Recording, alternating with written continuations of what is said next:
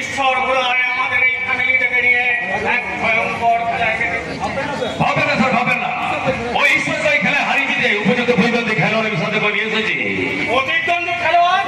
হ্যাঁ স্যার, এ হলো আমার মাস্টার দেবন রূপসা। আপনি চাইলে ওর হোক সমুদ্র ফিরে আনার দায়িত্ব নিতে পারেন। আরে যা যা স্যারকে কি পাবো হাত মাথা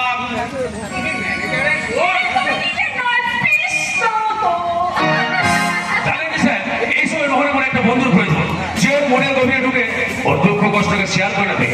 আর সেটাই তো আমার বোনটাকে আমার এখানে নিয়ে আসা। আপনি পারমিশন দিলে ওর রোহনের মনে ট্রিটমেন্ট শুরু করে দেবে। সাকসেস হয়ে যাবে।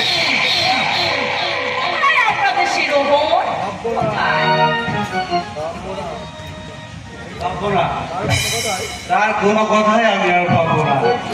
সেই চোখ, সেই মুখ বারবার আমাকে হাত ছাড়িয়ে দিলেও আমি তার দিকে মুখ ফিরিয়ে তাকাবই না।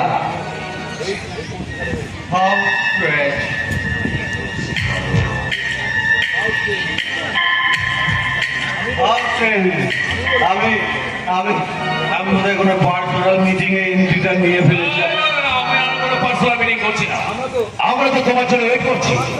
আমার জন্য? হ্যাঁ, এ হলো আমার বাস্তব রূপসা। কয়েকদিন আগে দিল্লি থেকে আমার এখানে এসেছে। আমার এই মোবাইলে ছবি দেখে তোমার কথা শুনে ও এতটা এক্সাইটেড যে তোমার সাথে দেখা করার জন্য ও একবারে অস্থির হয়ে পড়লো। আরে যা যা রোহনের সাথে পরিচয় করে দে। নমস্কার নমস্কার। হ্যাঁ, তুই তাহলে রোহনের সাথে কথা বল। আমি অফিস থেকে ফেরার পথে তোকে নিয়ে আসবো। হ্যাঁ, আসি বল। শুনলাম তুমি নাকি আমার সঙ্গে দেখা করার জন্য খুব এক্সাইটেড হয়ে গেছে, কিন্তু কেন? আমি তো কোনো ফিল্ম স্টারও নয় আর কোনো মিনিস্টারও নয়। আরে না না না না, আসলে আসলে তোমার ফোনটা তো খুব অনেক বড়, তাই অনেক ছোটখাটো জিনিসকেও তুমি খুব বড় করে দেখো আর কি। তুমি এখন আসতে পারো, তুমি এখন আসতে পারো।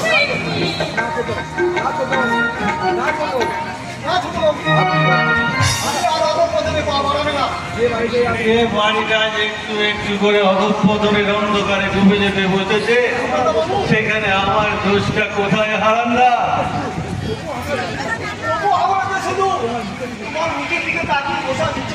আমার মুখের দিকে? কিন্তু কেন? একমাত্র তুমি পারো এই অভিশপ্ত পরিবারটাকে ধ্বংসের হাত থেকে বাঁচাতে।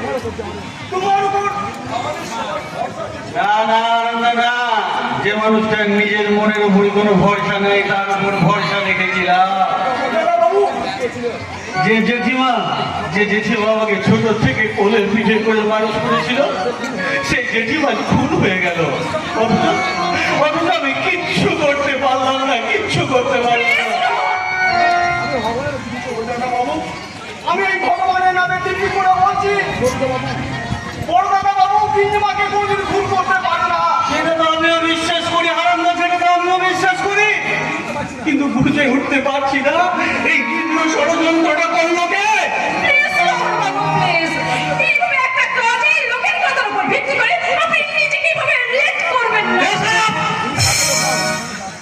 অনেক কাজের লোকজন, উনি আমার অভিভাবক। বলতে দাও ছোট বউ, বলতে দাও। আমি তো বাইরের লোক, তাই তোমাদের ভিতরের খবর আমি কতটুকু জানি।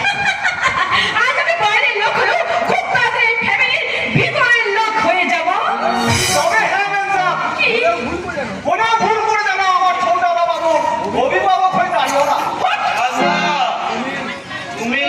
হ্যাঁ ছোট বাবু, আমি এখনো বলছি তুমি তুমি এই পথ থেকে ফিরে এসো। আর তুমি ফিরে না এলে এই ছোট বাবুকে খুনের দায়ে পুলিশ তাকে জেলে ঢুকালো, কিন্তু তাকে মুক্তি করবে কে? আর বড়দাদা বাবু যদি না কোনদিন ফিরে আসে, তাহলে কি নেবার রাস্তাটা কোনদিন শান্তি পাবে না ছোট বাবু, কি নেবার রাস্তাটা কোনদিন শান্তি পাবে না।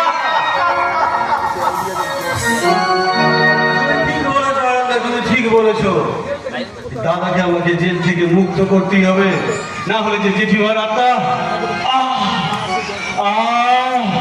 আমার সেই যন্ত্রণা আমাকে ঘুরে ঘুরে কাটছে, যে যন্ত্রণা থেকে ভুলে থাকতে আমি দিন রাত মদে ডুবে থাকতে চাই, সেই যন্ত্রণাটা না না না, আমি নিজের সঙ্গে নিজে যুদ্ধ করতে করতে ক্রমাগত আমি একটু একটু করে হারিয়ে ফেলছি।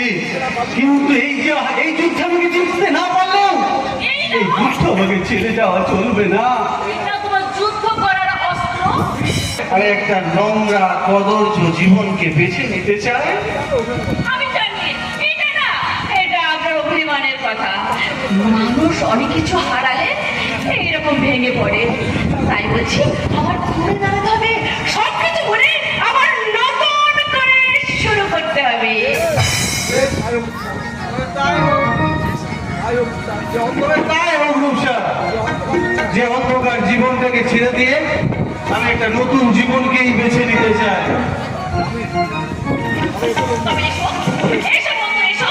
তুমি যেখানে যেতে চাও আমি তোমাকে পৌঁছে যাব সেইখানে। এসো তুমি কাছে, এসো দূরে থেকো না, এত আগে মনটাকে পুষে রেখো না। এসো